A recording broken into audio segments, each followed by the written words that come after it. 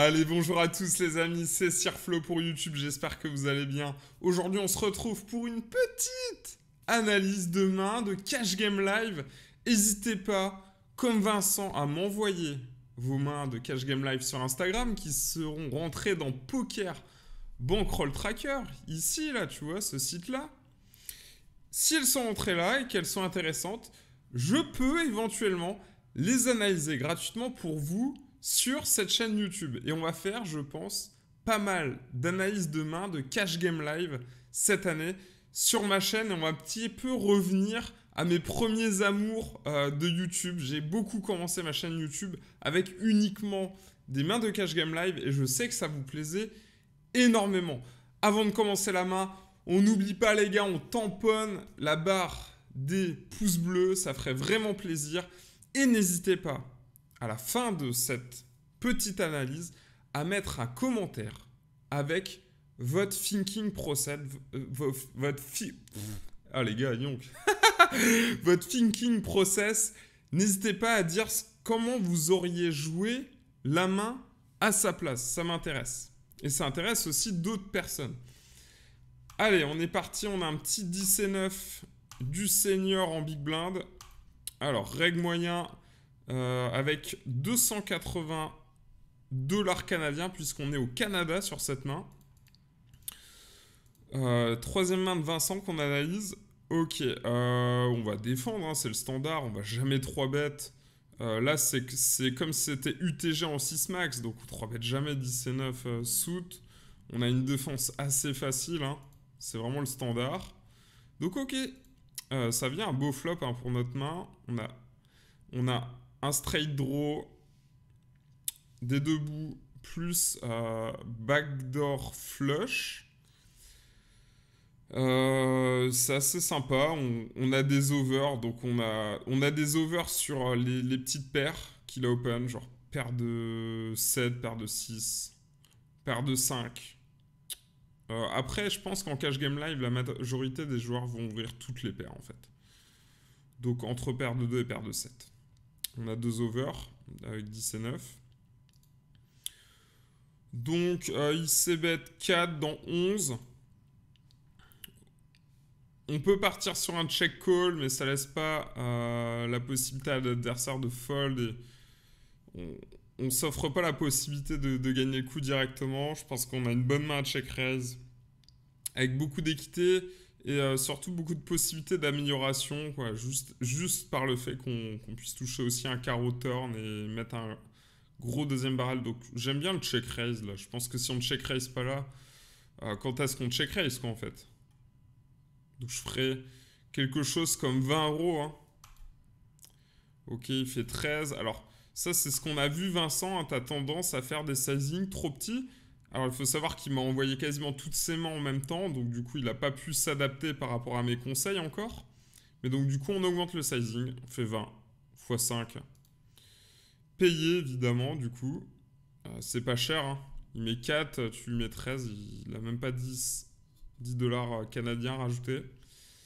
Alors, turn 3, elle est parfaite. Pour le coup, c'est vraiment une turn où je vais faire pot ou overbet.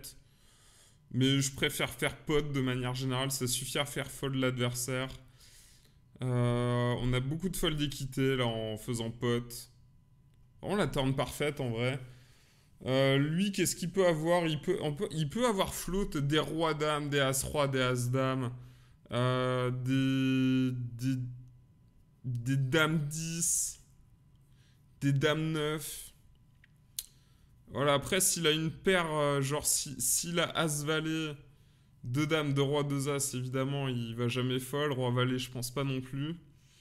Mais en tout cas, on est complètement ok là ici pour mettre le deuxième barrel et je fais pot, hein, juste pour maximiser la fold d'équité. Je pense qu'il peut fold ici des paires de 10, des paires de 9.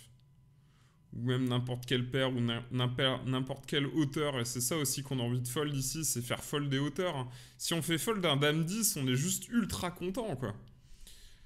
Donc là, je mets pot.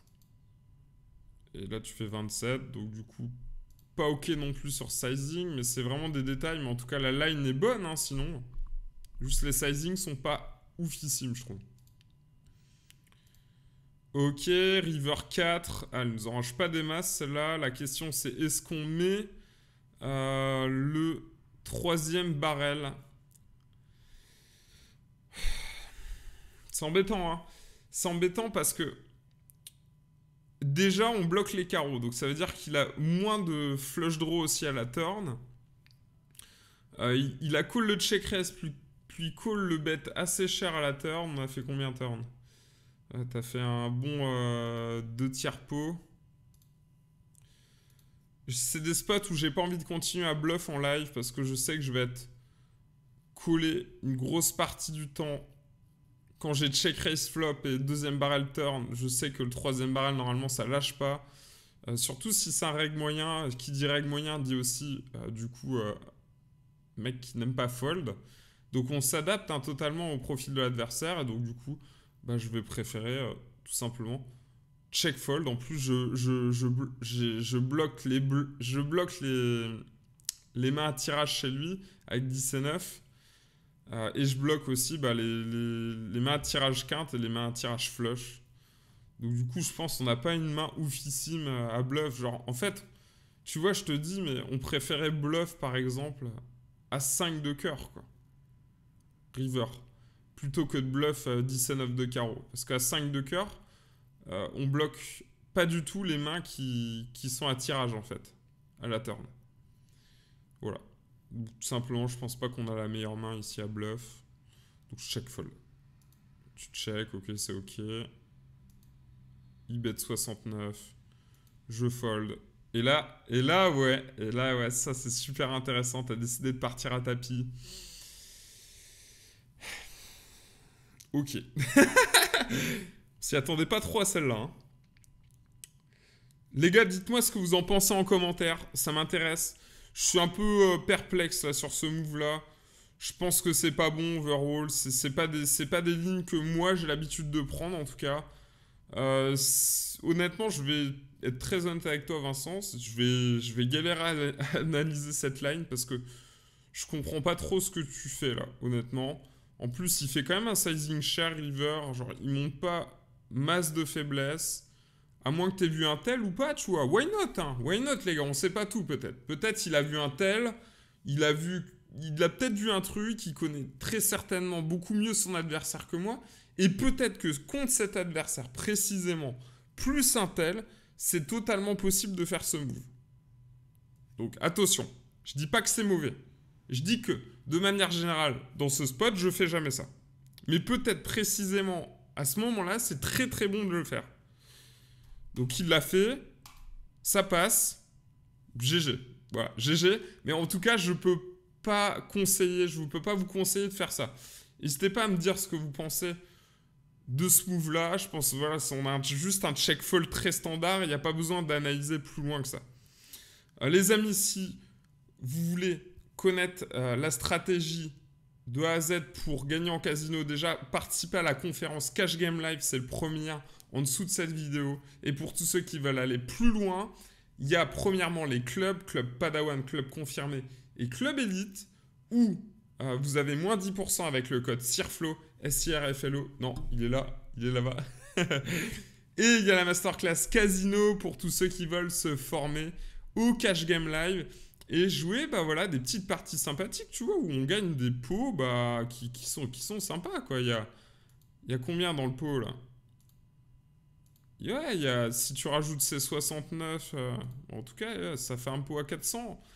Bon, là, il n'a pas payé, mais en tout cas, ça fait des pots déjà sympathiques. Écoutez, merci à tous d'avoir suivi cette vidéo. Si tu l'as pas fait, va mettre ton petit pouce bleu, ça fait toujours plaisir. Je vous remercie beaucoup de votre fidélité.